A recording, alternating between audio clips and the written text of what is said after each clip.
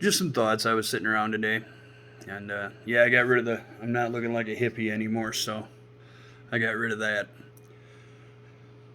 But no, I've been getting numerous calls from people because they know I'm always looking stuff up or whatever, and I find myself with a little extra time these days. Um, there's a lot of stuff going on out there, and we have the media right now going on about uh, the cult of Trump and trying to paint the greatest majority of the conservative movement as racist, hate filled, raging lunatics. I think that anybody with an ounce of common sense knows this isn't true. I've heard a few things that are rather disconcerting. One gentleman, I'm not going to say his name or anything, but apparently he was fired from his position as a reporter, because he was on video saying that basically anyone who voted for Trump needs to be re-educated. I believe camps were mentioned. Um, this is something. This is something that is disconcerting, and if this is true, and this is the mentality shared by a lot of the elites, then it won't be safe to wear a cross, fly a flag, express your emotions or your thoughts or your feelings about anything. I think that over the last almost 5 years, the conservative party, I'm not even say Republicans, because it wasn't Republicans so much, I don't think, that Trump appealed to. It was the conservative. It was the person and the people who just want less government. Government has reached a point where they're intrusive in every aspect of our lives. What we eat, how much we can eat.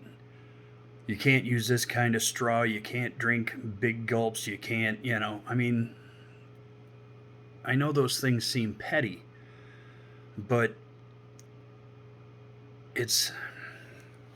When my oldest son was little, he had a problem cleaning his room. We couldn't get him to do his chores. Not much different than today. But what we would do is we would take a couple of his toys each week away. And you could see him, he'd be looking like something's missing. Something is just not right here. Oh well, and he'd go. And finally we got it down to where there were about a third of the toys. And he didn't really complain. He didn't miss them. He would say things like, "Didn't I have more toys? I thought I had more toys, Dad." I don't know. Maybe somebody picked them up and put them in a different place. Maybe somebody thought you had too many. And he was angry about it. But little by little, when you take something away from somebody or some people, they don't notice it. They don't notice the damage that it's doing. They don't notice the harm that can come from that. And now, obviously, no harm is going to come from taking some kid's toys off of his bedroom floor when he's got, toys up to the middle of his armpits. But it's the same thing. You can't say this or you'll get in trouble, because that's a hate word. He is a hate word now. She is a hate word now. You can't say amen without saying a woman. Okay? They do little things. As far as the Second Amendment, they say, well, do you really need this? So they tweak this a little bit, or they tweak that a little bit. And they get to the point where they can finally be brazen enough to say, especially when they get power, when there is nothing there that stops them. Okay? Are you following me here? You seeing which way I'm going with this? When they get to a point, say they held the presidency and the Senate and the House and governorships, we the people, we the law-abiding people, have no more. no more say in what happens in our government. They will do for you and I what they think needs to be done. It's not in our best interest, it will be what's in their best interest to maintain that power. They will take all the toys, little by little, up until they have that kind of control. Now, what happened at the Capitol, I'll say it again, was not good. All right? There were Trump supporters there, and they did enter. The greatest majority of them were just there taking pictures, walking between the ropes, helping pick up garbage. Some were pulling Antifa members off of windows and stopping them from breaking in doors. Some of them were taking scaffolding piping away from Antifa members and giving it to the police. Some were being escorted in by police and shown around the Capitol. Okay, let to wander loose. All right. These videos are out there, and if anybody actually genuinely gives a crap, they will go and look. Now, you know it won't be the left looking because most of them don't care. They know what they want. They want revenge. That's not going to heal this country. All right? It's just the plain truth. Revenge will not heal this country. What's going to heal this country is unification.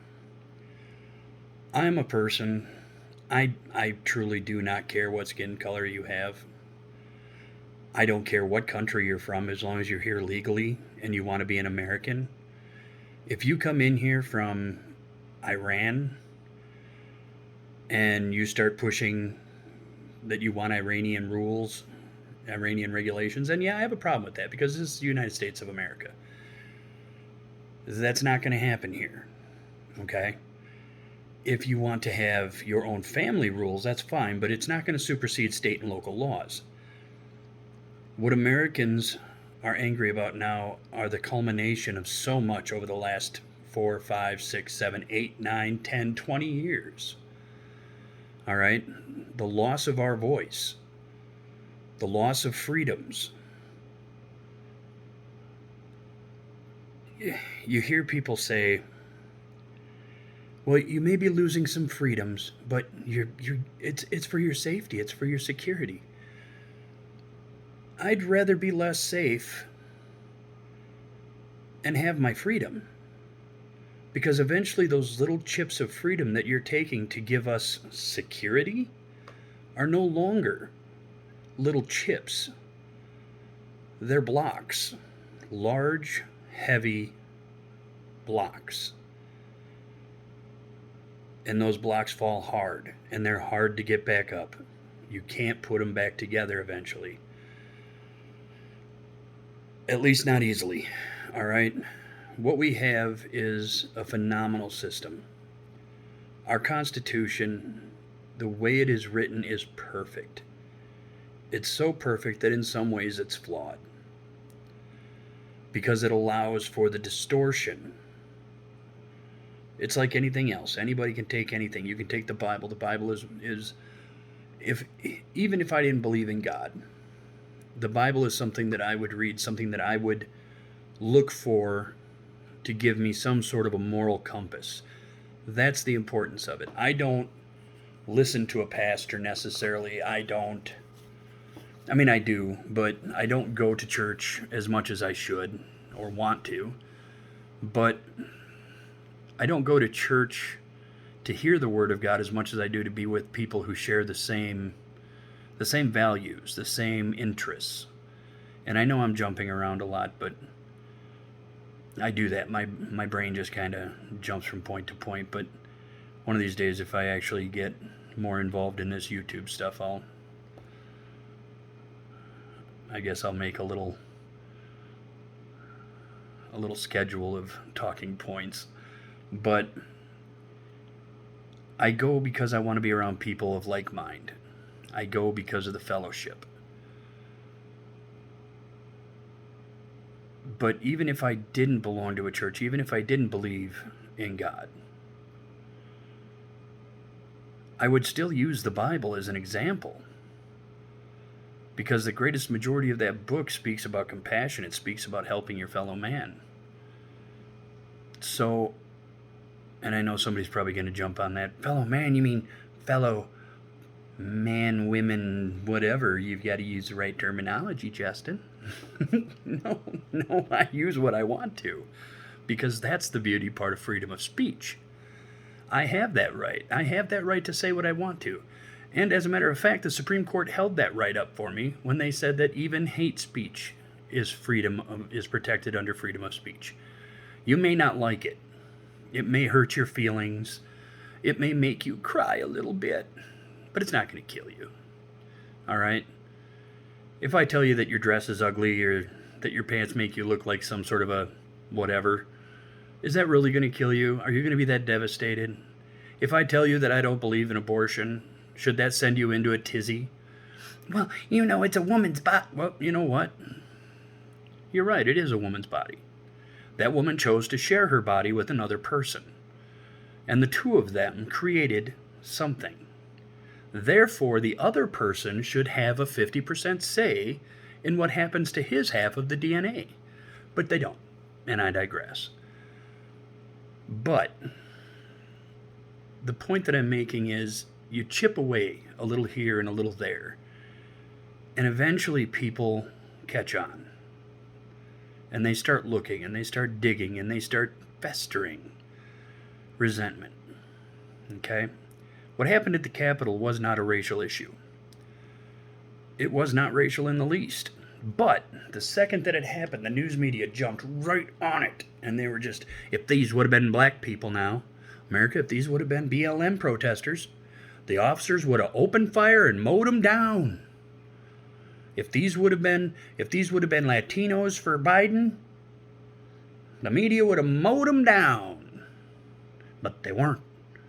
They had white privilege.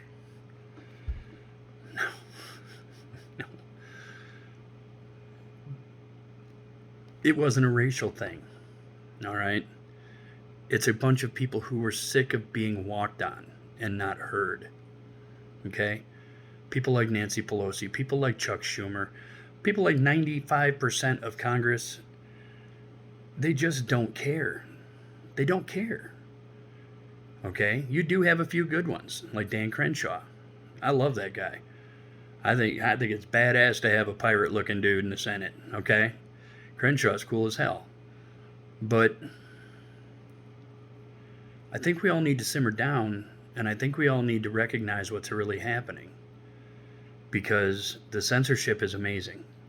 What they have done, they have disabled most conservative platforms. They have taken Parler completely down now.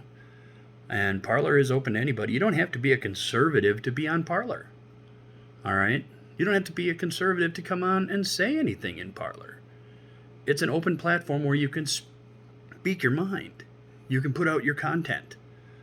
Something that the internet was originally designed for. A free and open space to share ideas, to share thoughts, hash your feelings out, make videos, do whatever. It was supposed to open up an age of enlightenment.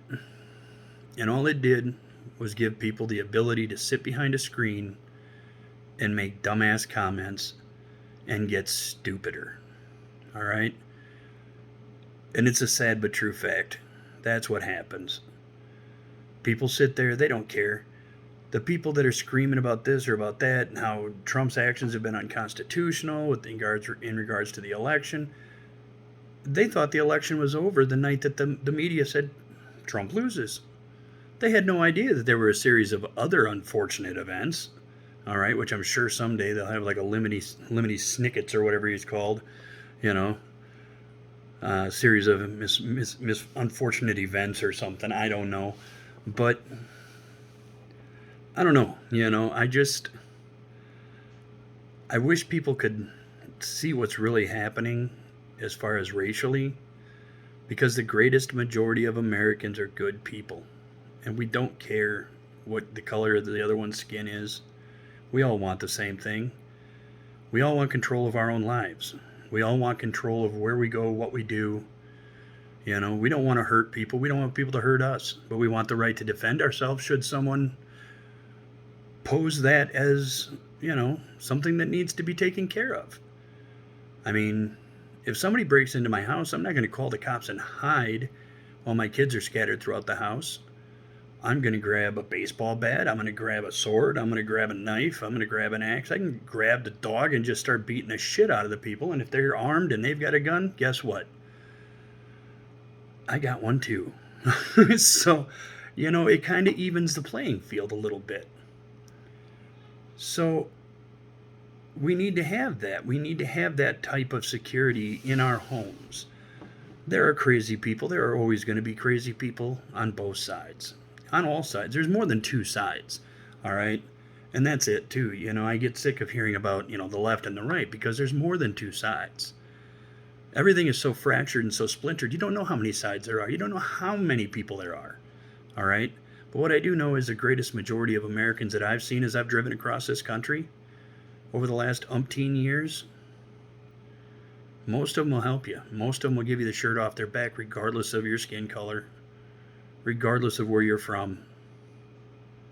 So stop making it about race. All right? Try making it, I don't know, about each other. Listen to each other. Don't get offended. Don't get pissed. Absorb the information that each side gives. Hear what the other side's beef is. All right? You come across some dude and he's walking along and you're like, hey man, I see you got a BLM shirt on.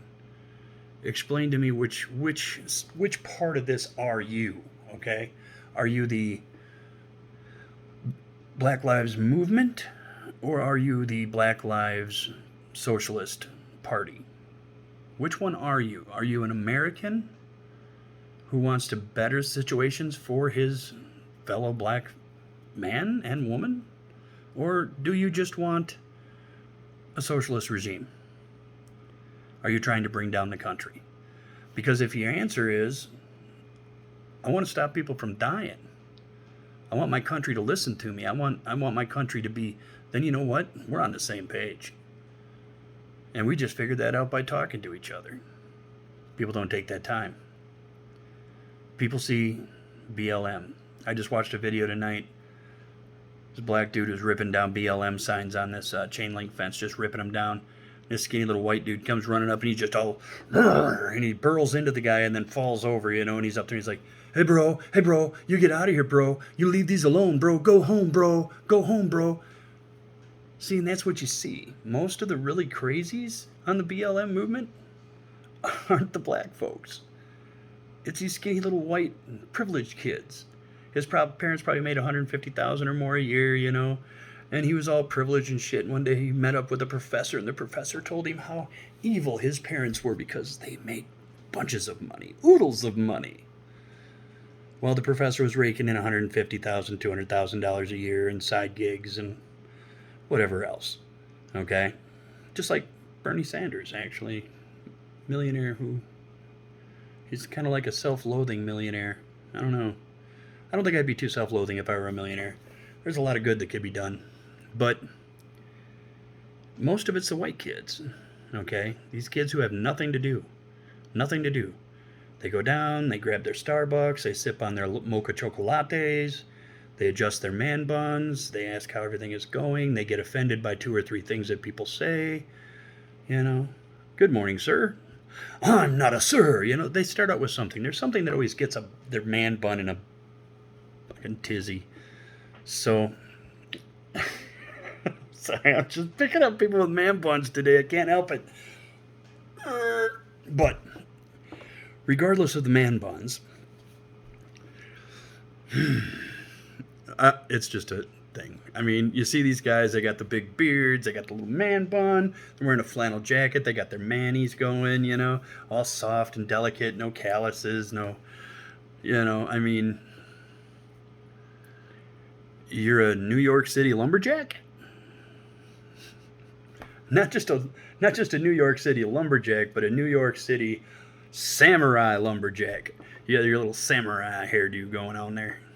But I know I make light of it, but as Americans, we should all be able to want the same things. We want people to be safe. We want people to go to school. We want people to get an education. There's reasons that it's so expensive to go to school nowadays, and that's because the government granted or guaranteed loans. As soon as that happened, schools started going, the government's involved. We can charge them more. I mean, they charge $900 for a hammer. Um, hey, Bill, what do you think? Here at Purdue, should we jack it up a couple $1,000s a semester? I mean, they're paying $1,500 for an ashtray on an airplane. It's a couple extra $1,000 for education for an American student. Well, that sounds like a great idea. That's novel. Yes, I think that would be beneficial to the university and our pockets. No, that's when it started going wrong, people. When the government says, we'll pay for it, everybody goes, yeah, well, there's a 45% markup on that. And then we got, yeah, there would be 2 handling fees on that. So we're going to have to put 2 handling fees there. And then what was that? Yep, no, should we? Now, does that come with? And then we're going to have to charge you a paperclip fee, and that's another $550 per page, okay, per packet. And there's approximately 74 packets that we will be passing out to the students over the course of that semester.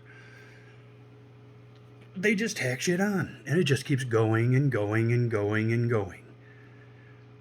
And then you have your liberal arts majors. Now, what exactly does liberal arts do for a person? I've never had a need to call, look in the phone book and go, hey, yeah, you do liberal arts? Yeah, you graduated. Yep, top of your class, liberal arts. Okay, great, because my sink is plugged up. Never had to call that. Never had to call a liberal arts major to fix my car. Give me roadside service. I'm sure there's a lot of liberal arts majors out there that are doing, well, I can't even say that. That's horrible. I was going to make a comment about, the oldest profession in the world and then liberal arts majors, but I'm not going to because that's mean. So, anyways, I'm going to end this, but we've got a lot of stupid shit going on, people, and a lot of people are worked up over nothing. What's going on is something, but the things that people are getting worked up the most about are really nothing. So, reevaluate. Go out, watch the footage, watch the videos that are out there, make up your own mind. Don't just listen to the media, because the media is going to push you in a direction. But when you hear people on the left that are in some sort of power or influence talking about sending people to camps to re-educate them, I want to say some pretty bad shit happened in the past. I'm pretty sure. I may be off on this, but I think somebody else did this where they took a whole bunch of people from one location because they didn't share that ideology, and then they shipped them to another. I'm pretty sure this is how it went. And they re-educated them and killed them.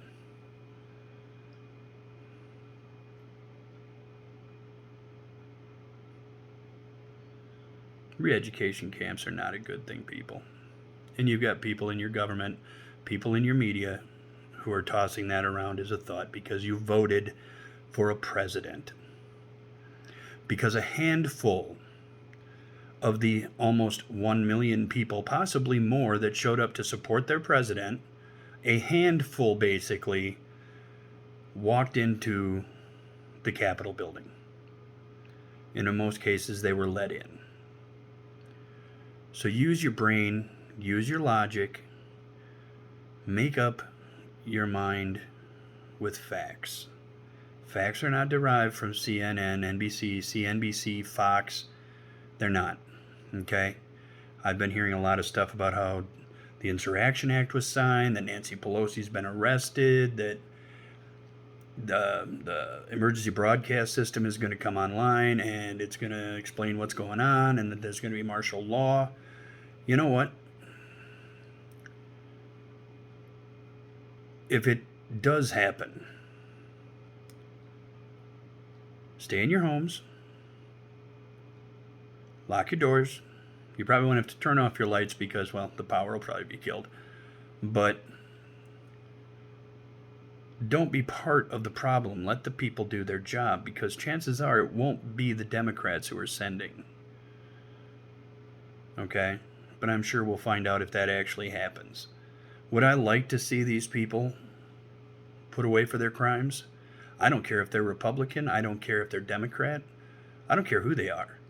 If some of the things that are supposed to be coming out that they've done are true, okay, some of the shit say just because it's on the front burner is the sexual things with Hunter Biden and the human trafficking, then perp walk them.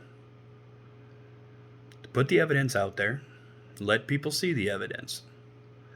You can blur out anything that identifies another person, but leave the perpetrator